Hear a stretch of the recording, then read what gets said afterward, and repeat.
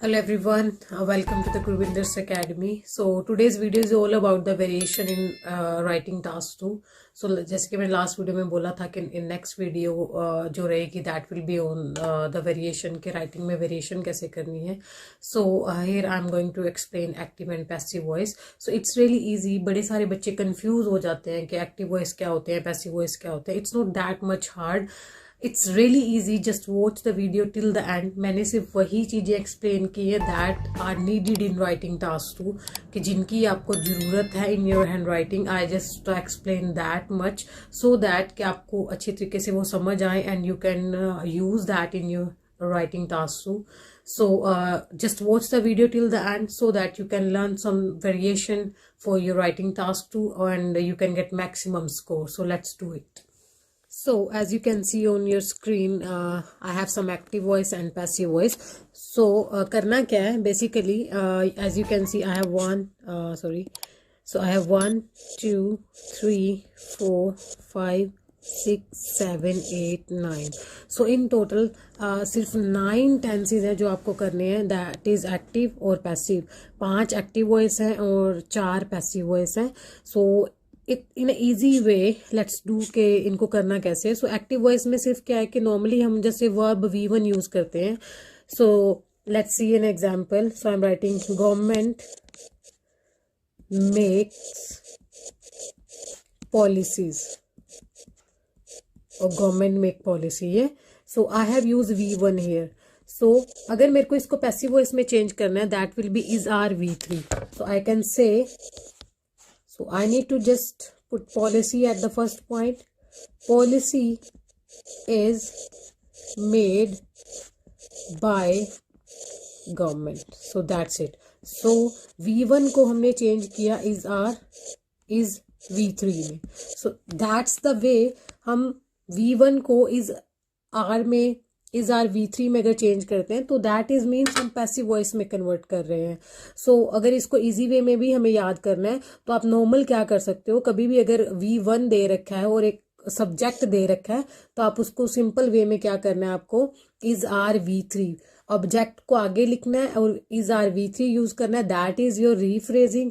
ये रीफ्रेजिंग आप कर रहे हो बिकॉज उन्होंने एक्टिव वॉइस में दे रखा था, आपने पैसिव वॉइस में चेंज किया. That is called the rephrasing. Next is, अगर वो ये नेक्स्ट जो हमारा एग्जाम्पल है that is are VING. Very easy. So इसको क्या करना है, अब इसका एग्जाम्पल ले लेते हैं. Government is making policy.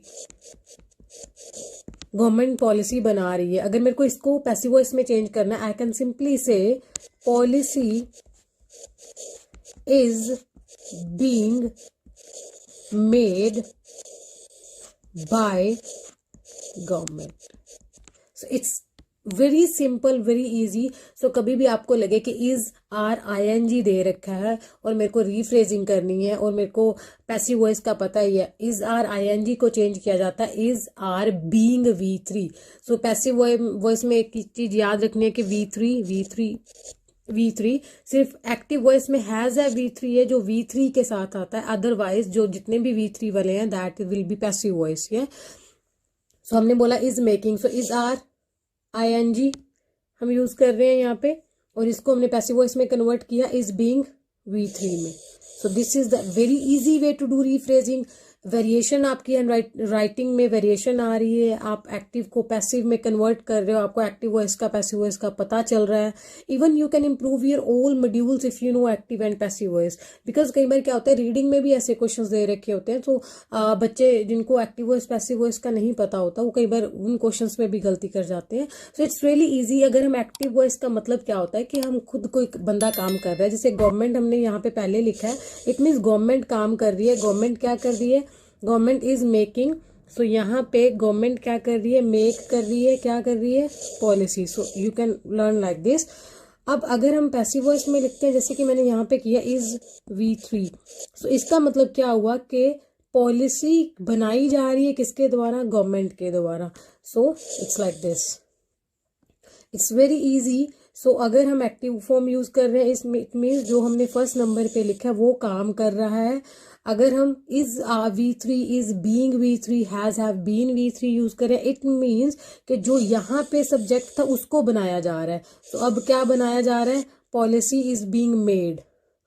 ऊपर वाले एग्जाम्पल में क्या था, government is making policy, it means government policy बना रही है। जो नेक्स्ट नीचे वाला एग्जाम्पल है, इट मीन्स बनाया किसको जा रहा है, that is policy, policy is being made by government. It's really easy. And let's take the next example. So next is has have V3। सो जब काम हो जाता है तो हम बोलते हैं गवर्नमेंट हैज मेड पॉलिसी। ये सो अगर इसको हम कन्वर्ट करते हैं in passive form, so I can say policy has been made by government. So simple, मैंने क्या किया है, मैंने सिर्फ ये किया है कि हैज मेड जो था, हैज V3 जो था, क्योंकि इसमें क्या कर रही है, गवर्नमेंट ने पॉलिसी बना चुकी है। सो मैंने अब क्या किया है, मैंने हैज बीन मेड यूज किया है, इट मीन्स मैंने पैसिव फॉर्म यूज किया है, हैज बीन मेड। सो इसका मतलब क्या हुआ, किसको बनाया जा रहा है, पॉलिसी को बनाया जा रहा है। सो इन ऑल वेज ये सारी प्रेजेंट की बातें हैं। जब हम टास्क 2 करते हैं तब भी हम प्रेजेंट फॉर्म का ही, मोस्टली प्रेजेंट फॉर्म का यूज करते हैं।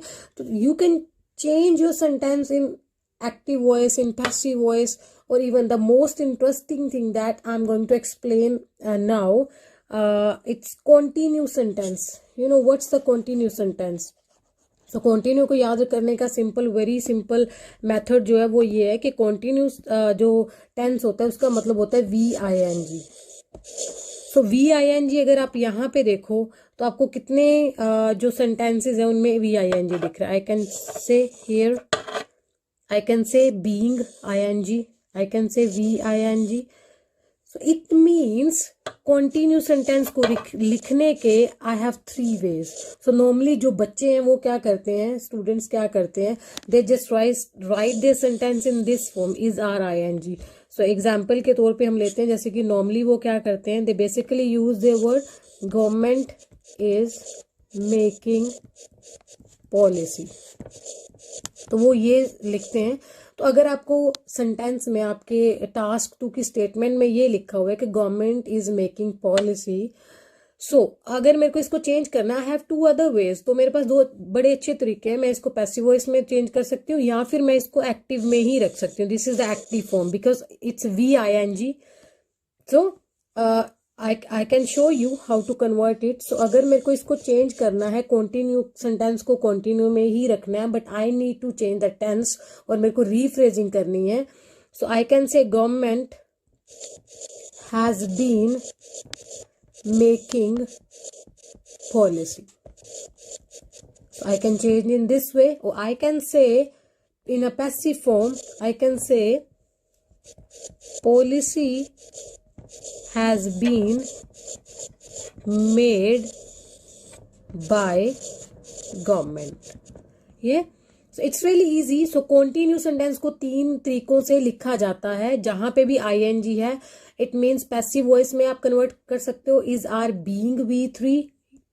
आप इसको एक्टिव में ही रख सकते हो, हैज हैव बीन ING। इन तीनों का मतलब बिल्कुल सेम रहेगा।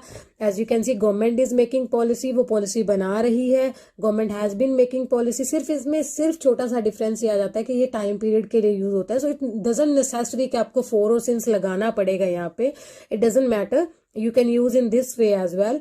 और policy has been made by government, तो सबका sorry the last sentence is policy has, oh I just made it wrong, I need to correct it. So जो last continuous sentence रहेगा, that will be policy is being made by government. So it's ING, we have to use VING. So I have 3 ways to write continue. तो दोबारा से बच्चे क्या करते हैं, pollution is increasing and the gases are increasing. So are increasing, are ING को change करने के लिए I have some other tense, that is has, have, been ing or is being V3. Gases are being increased because we all know that वो अपने आप increase नहीं हो रही हैं. There are lots of people or human activities that are increasing the things. Yeah. So you can use these three things as well to improve your writing task to score. And the most important thing जब because whenever I used to check the notebooks तो ये problem बड़ी सामने आती थी. बच्चे क्या करते हैं, जैसे कि मैंने यहाँ पे लिखा हुआ है can, may, should, V1. So passive voice में क्या रहेगा, बी V3. और एक्टिव वॉइस में क्या रहता है, जितने भी मोडाल्स हैं आपके उनके साथ हम हमेशा क्या यूज करते हैं. सो जितने भी मोडाल्स रहेंगे उनके साथ V1 यूज होता है. अगर आप पैसिव वॉइस यूज कर रहे हो तो मोडाल्स के साथ क्या रहेगा, B प्लस V3. ये सो अगर आप जब प्रूफ रीड करते हो अपनी हैंड राइटिंग को, जब आप फिनिश कर लेते हो अपना टास्क, तो आपको ये वाला चार्ट जो है ये आपको अपने सामने रखना चाहिए. जब कभी भी आप अपनी राइटिंग को प्रूफ रीड कर रहे हो. So it's a very simple way to check your writing grammar कि कहीं पे मैंने, because these are the things. V1 या तो आप V1 लिख सकते हो, इज आर V3 लिख सकते हो, इज आर VING लिख सकते हो. अगर आपने कहीं पे भी सपोज आपने लिखा इज आर V1, तो इस चार्ट में कहीं पे भी आपको इज आर V1 दिख रहा है, नो. सो एक सिंपल सा मतलब ये हुआ कि जहां पे भी अगर आपने राइटिंग में इज आर V1 लिखा हुआ है वो गलत है. तो आपको उसको करेक्ट करने के लिए अगर आपने कहीं पे गलती से इज आर V1 लिख दिया है तो आप चेक कर सकते हो कि आप करेक्शन कैसे कर सकते हो. तो इज आर के साथ या तो आप उसको पैसिव फॉर्म में बना रहे हो, V3 में कन्वर्ट कर दो. अगर आपको लग रहा है कि नहीं इसमें तो सब्जेक्ट ही काम कर रहा है, इट्स एक्टिव फॉर्म, तो इज आर को हटा दो, तो उसको क्या रहना चाहिए, उसको V1 नहीं रहना चाहिए. सो ये इतना सिंपल सा चार्ट है जो आप यूज कर सकते हो फॉर योर प्रूफ रीड करने के लिए. आप अपनी राइटिंग जब फिनिश कर लेते हो फटाफट से चेक करो कि कहीं मैंने कोई गलती तो नहीं की है. मैंने इज आर ING ही लिखा है, मैंने इज आर V1 तो नहीं लिखा, मैंने इज आर बीइंग V3 लिखा है, इज आर V3 लिखा है. So you can check your grammar by yourself as well. So the last thing is modals. सो जब कभी भी आप मोडाल्स यूज करो तो उसके साथ हमेशा अगर एक्टिव फॉर्म है तो V1 आएगा. फॉर एग्जाम्पल गवर्नमेंट शुड, अब मैंने शुड यूज किया और ये गवर्नमेंट मैंने यूज किया तो it's active form. Should make policy, this is the right way. I can say policy should be made